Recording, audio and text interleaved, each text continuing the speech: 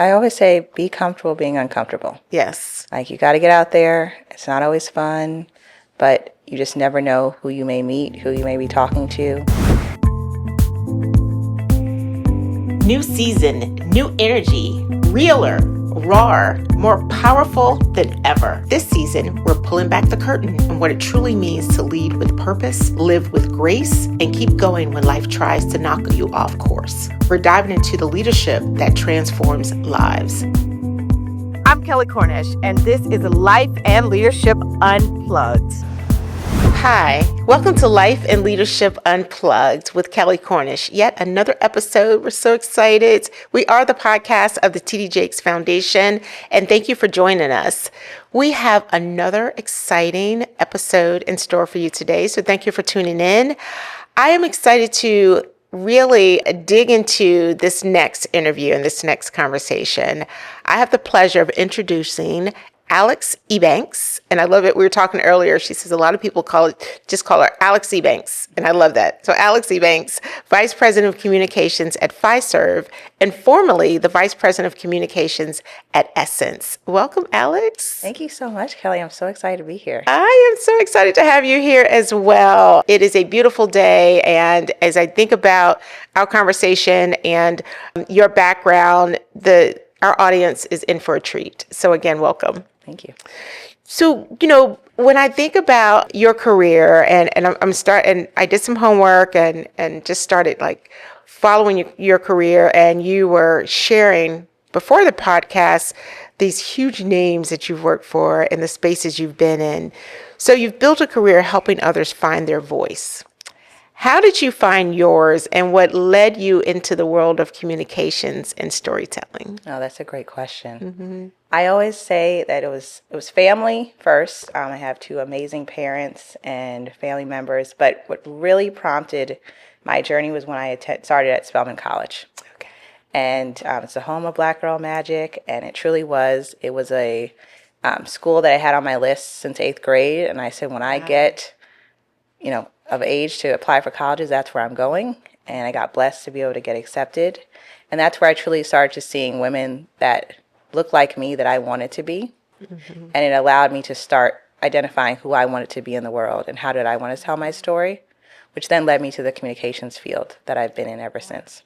That is amazing. Spelman College, yes. And so with that, you've worked with leaders across many industries.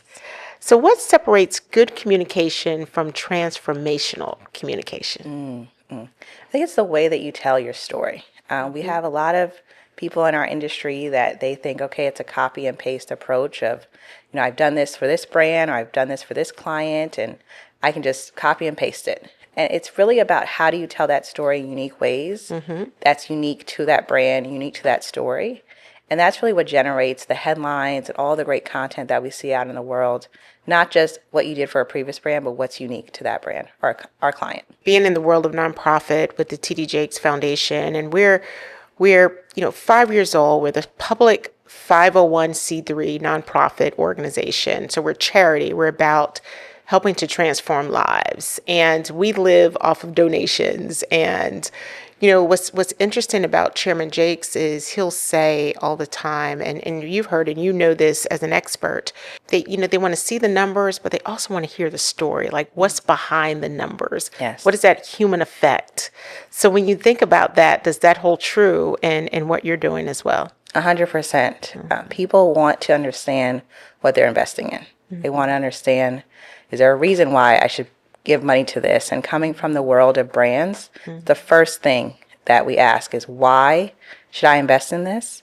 And if there isn't a story in it, it's hard for not only the person you're trying to pitch to tell why they should invest in it, but then they always have to take it back to other leaders in their organization. That's right. And it's tougher for them to be able to convey.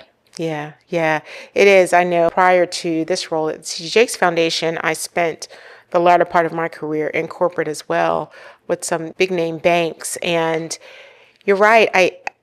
I learned that anything that you're trying to convey that's compelling, you have to realize it's not just for the conversation that you're in right now with someone, but if it's someone else after that. I Exactly. used to tell people all the time, this is the first step, but it has to go up to 3 or 4 different levels, Yes. right?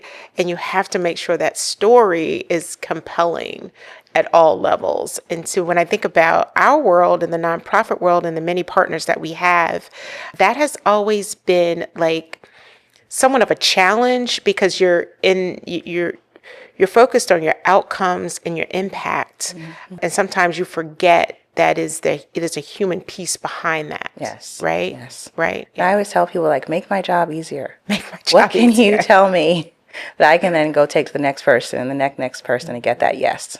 Get that? Yes. So in today's vast world of communications, there used to be a time when there were like 3 television stations, an AM, FM radio, and now you're just bombarded. Like, I don't even know where to start sometimes. And I'm sure you've seen the communications industry evolve with the many roles, the successful roles you've had.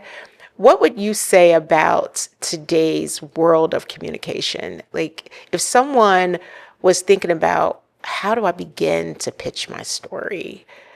I don't even know, where would you recommend someone start? I would say relationships.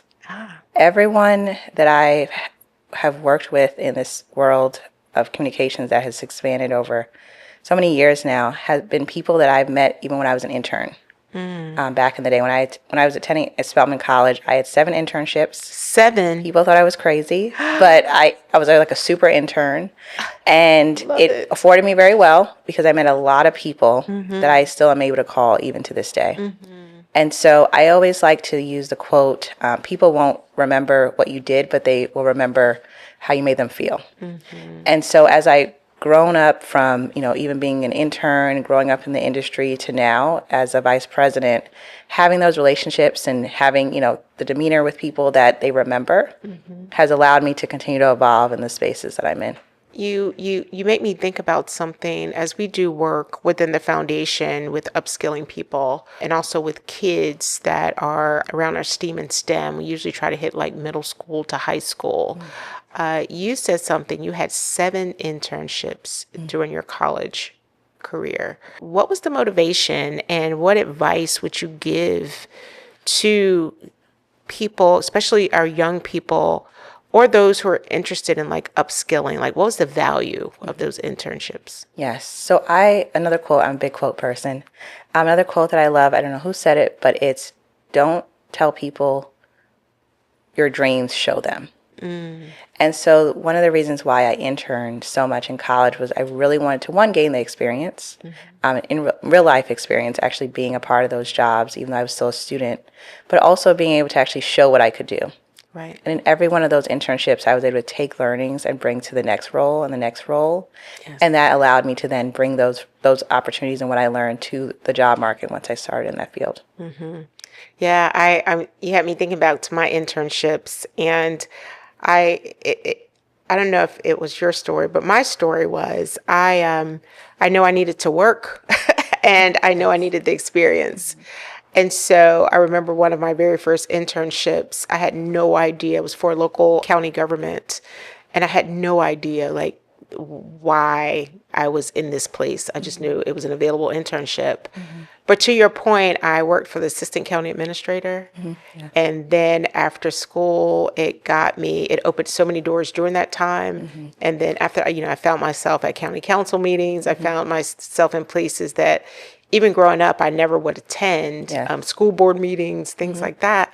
And so I think back now, decades later, it was truly preparing me for the opportunities that were ahead of me. Definitely. And so when I think about upskilling in today's workforce, a form of communication is, seeing your dream or knowing what you want to do next, and then positioning yourself to do that, right? Yes. So did you find yourself, you knew that communications is what you wanted to do. Did you have that in mind going into your internships, or just you've kind of found your way? I really stumbled into it. My mom is a teacher. Okay. And growing up, she was like, oh, you should just be a teacher. It's great. And I was like, Mom, that's great, but I don't know if that's exactly what I want to do every day. And I got to Spelman and I just started kind of seeing people that, were alumni. And I was like, oh, okay, well, they're doing some cool stuff. I want to learn more. So I started looking up to people and trying to figure out what they were doing. And a person I met that was an alum happened to be working at BET at the time. Wow. And reached out, and I was connecting with them and said, hey, we're actually going to start an internship program at BET. And it was actually for the Monique show, which I really enjoyed. I did too. I remember that. One of my favorite shows. And I was like, okay, well, I know nothing about TV, but there's an internship opportunity and it was non-paid. And I took the leap and it was happening in Atlanta. So I was able to do it while I was in school. And I kept seeing all these people that would come with the talent. And I was like, who are they? What do they do? I want to learn more. And they were in public relations. And so from there, started connecting, trying to understand what they did. And that actually helped to start my path toward learning what I wanted to do and doing different internships and figuring out exactly what spaces I wanted to play in the field. I'm smiling because the conversations I've had lately with leaders in the seat that you're in, one of the themes is curiosity. When you said, I wonder, what do they do? Yes. And that curiosity is such an amazing, almost want to call it a skill set. Yes. Because it's something you've got to have in order to help figure out what you're going to do next. Exactly. And so you saw people, and then when it asked, what do they do? Yes. And I think there is opportunity in today's world to, for people to have that same curiosity, especially as we're looking to sort of reorganize work and people are looking at work differently, or they're either underemployed or unemployed or in a job that they seek going away. How do you use that curiosity? It's time to ask, well, I wonder what they do. Yes. And I wonder what that's about. Yes. Yes. And I always encourage people, if you see someone on LinkedIn, I follow a lot of people on LinkedIn that just post really great stuff. And I'm like, oh, that's interesting. And if you see something, 9 times out of 10, if you do send them a message, they may not get back to you immediately, but they will. And that's always an opportunity to say, hey, can I schedule a call? Or, Absolutely. If they're speaking at an event coming up and it's in the place where you live, coming and, spending the $25 to attend or whatever it may be to actually hear from them and even meet them. Right. And that's an investment. Yes. It's truly an investment. And it's easier, I think, than people think, to your point. And similar to you, I love LinkedIn, and that's where I learn a lot. That's where many of my connections throughout my corporate career and now came, and just some of the thoughtful posts that I read and the thought leadership around it, right? Yes. And so I want to meet that person, right? It's a great tool. It's free. Yes, it is free. Yes. That's right. So we've talked about your career, part of your career, sort of how you got into it, your passion around it. Before we go to break, I do want to begin to talk about how do you center yourself? How do you unplug? So you've had seasons of fast-paced work and public visibility, which you probably could, take a breath on that, right? How do you personally unplug and maintain clarity amid all the noise? Yes. So a few years ago, I read The Year of Yes by Shonda Rhimes. And I was like, I'm just going to do everything. If someone asks me to do something, I'm going to say yes. I was really pumped up after reading that book. And I got a little burnout. I bet you did. I was like, wait, I can't go to all this stuff, whether it was work or personal. And so now I do this thing where I just say no. If I am tired, if I need a break, if, I know I have a busy weekend coming up and I'm like, hey, can't do anything this weekend. Can't do it. And I like to be a yes person a lot of times. But I realize that for just the health and wellness aspect, being able to say no, sometimes is what works, and being able to just take a breather and relax, spending time with family and friends. I love a good, streaming show. Yeah. So just taking my mind off of something and be able to just really relax and rest my mind and my body. Yes. Is so pivotal. That magic word of no. Yes. It is just a gift. Yes. It is a gift. I can't. And, I'm getting pretty good at it. I'm just great because it's things that I really want to do, and I need to leave the time and the space and the energy for that. Yes. So the things I don't want to do is like, nope. Yes, can't make it. I can't do it. And if it's important, it'll come back around. It will. Yes. I agree. I agree. And I think someone that's listening, especially, as we think about the pillars that we focus on at the TD Jakes Foundation, we look at, helping people with their financial inclusion and their money and their life. And then thinking about what does work mean to them, and are they underemployed? Is it time to switch? Would they just like to be doing something different? And then how are you feeling? Yes. My grandmother, she used to ask, how's your heart? Like, how are you feeling? Like your well-being, right? And I think about those areas that we focus on, and for people to truly be dedicated to making a move in any of those spaces, you have to figure out what's in and then what's out. And so the power of no is really, really important. So I like that. Now when we come back, when we return, we're going to talk a bit more about career advancement and assessment, and just talk a little bit more about your career. So stay tuned. We're going to take a break. I will be right back to more Life and Leadership Unplugged with Kelley Cornish. This is the podcast of the TD Jakes Foundation. Times are tough. Unemployment is up, and too many families are struggling just to make ends meet. But at the TD Jakes Foundation, we believe that no challenge is too great when a community comes together. We're empowering people with education, workforce training, and access to opportunity. And today, you can become a part of that change. It only takes $5. That's $5 to make an impact, $5 and tag 5 friends to help open doors for someone's future. And thanks to Wells Fargo, the first $1 million raised will be doubled. That's right, your $5 instantly becomes $10 of impact. Join the Power of 5 by texting Power of 5 to 53555. Together, we can change lives. Welcome back to Life and Leadership Unplugged with Kelley Cornish. I have a great guest with me. We have been talking about communications, the power of storytelling. So please welcome back to the show, Miss Alex Ebanks. Welcome back, Alex. Thank you. Thank you. Yeah, so this has been great. And I just love your calm spirit, by the way. And you just have such a big story. And it is really great. And, during the break, we were sort of just chatting about our career trajectory and how life has done its thing within careers. So at the TD Jakes Foundation, we do focus on career advancement and access. How does storytelling play a role in helping professionals advance and stay visible for the right reasons? We know there's so many ways you can post and just kind of be out there on social media, but how can storytelling play a role in a very positive way in helping professionals advance? Oh, it's a great question. I have been blessed where the past, I would say at least 3 jobs I've had, I actually have not applied. So I have just been in conversation with someone and just telling my story, or it's been posts I've had on LinkedIn and I get a message and it says, hey, there's an opportunity, we'd love to talk to you about it. And that doesn't happen often, but it has been something that I've seen the power of going back to that relationship piece be so pivotal and key, because it's always come right at the right time that I wasn't even looking. And something would be happening in my current role, and I was like, oh, okay, maybe I should start exploring something new. And then just through conversations, post, they'll say, hey, what about this? I know during the break I was just mentioning one of my favorite stories that happened to me when I was at the Coca-Cola company, where everyone that I would meet with on projects when I was there, I would say, hey, let's grab coffee. Yes. I loved going to the coffee shop, and that was one of my favorite spots. And a person, my former boss, who I was just telling about my background, who I was, what did I like to do, to just casual conversation. She said to me at the end of the coffee conversation, I want you on my team. And I was like, okay. Didn't know that role existed. It was a new role. And I said, oh, I'm down. I'm interested. Would love to learn more.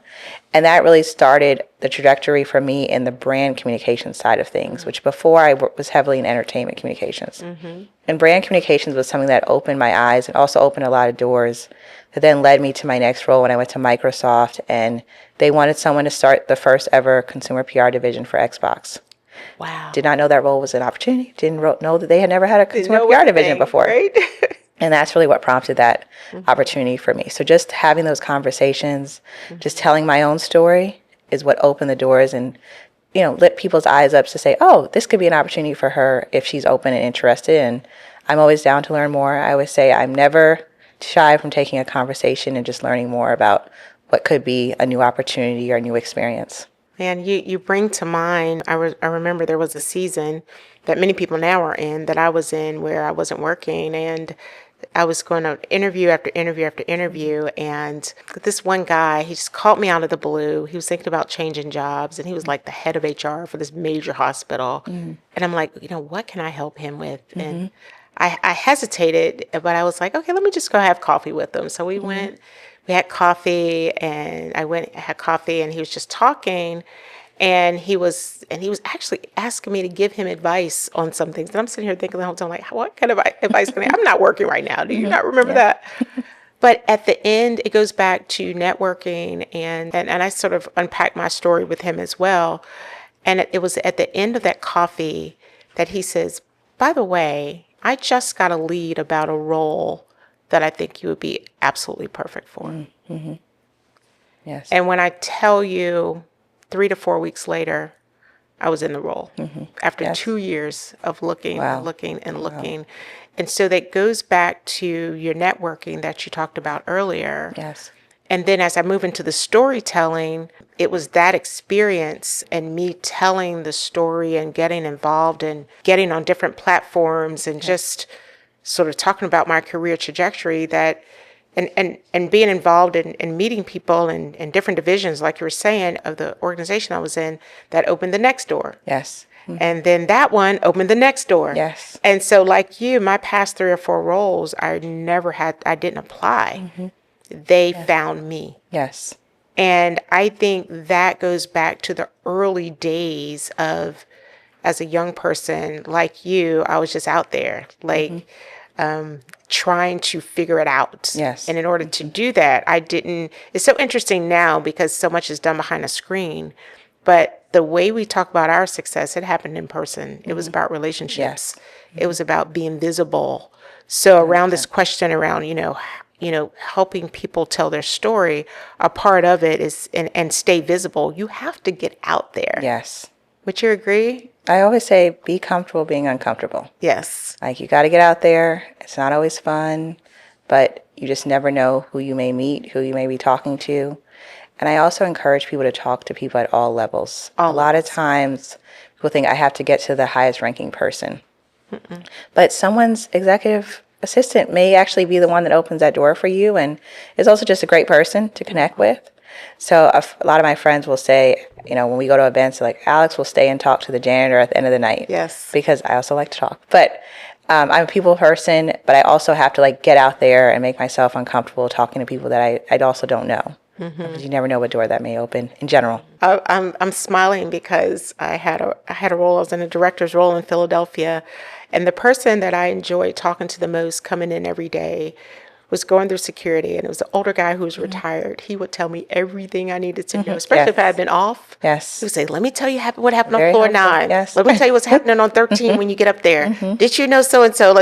He was just like a wealth of knowledge, Yes. right? Yes. And I just really enjoyed him. I could say he helped with my career because he kept me informed. Yes. You know what I mean? Important. So you never know. Yeah. And then especially older people that have they're just a few steps ahead of me, just the wisdom, around it. And so, well, this is great. I have one more question for you, and then I'm going to move into the end of our segment. But as you look ahead, Alex, what's the message or movement you want your work to represent for the next generation of women in leadership? I love this question. So I think the stat around the communication industry is only 5% are multicultural. Wow. And many times at all of these great companies and roles that I've been in, I've been the only.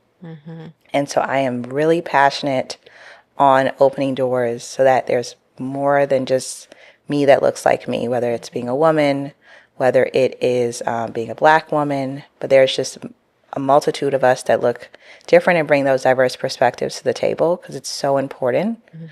It was actually a white male who was one of the people that in my career also opened the door for me. So looking at even just how I think about, having people at all levels, but also different races and spaces is important too. And then finding those people are also important. So there's so many great organizations out there, nonprofits, community organizations where they're free to join. They're looking for, partners and people to come on and help.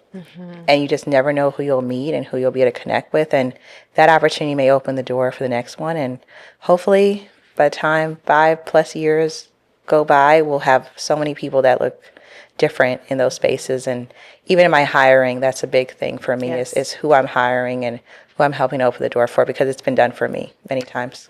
Absolutely. I love that. And when I think about the work of the TD Jakes Foundation, we're truly focused on, it's interesting if you think about, I wouldn't put us in a box of what people or what society or politics is saying right now. I would say that we are really focused on those who have been underinvested in. And that word underinvested can come across on so many different levels. Yes. To your, people saw you and they felt like, man, she needs to go to that next level. Yes. So there was something about the investment level the investment that was being made into you at one level and then the next level. Yes. And so there's just a group of people around the world that need someone to help them get to that next level. And that's what we do, and that's who we are. And I love what you said, and this isn't popular, but it has been my story. Those people who have helped me have come from all walks of life, from all backgrounds.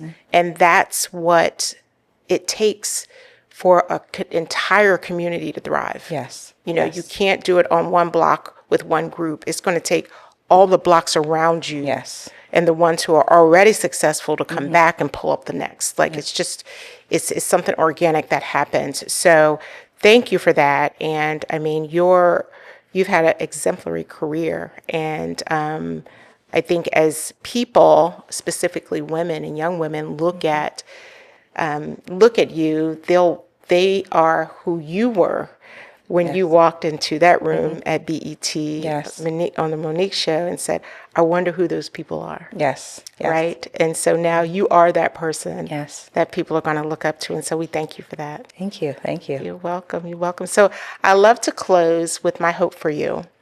Just like an affirmation and just to keep you knowing that there's more work to do and that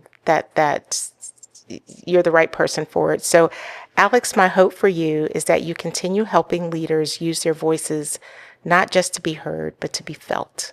And in that, from what I've learned about you during this episode, I know that you have a big heart, and I love your calming spirit that invites people to want to know more.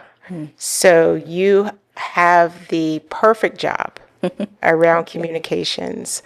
And the spirit that you bring into it is just one to be, people just need to take notice and and really follow the trail that you've blazed. So my hope for you is that you continue to stay encouraged, continue to do what you're doing. Thank you. Because there's so much work to do and the world needs you. Thank you. Thank you. Yes, you're welcome. I appreciate you.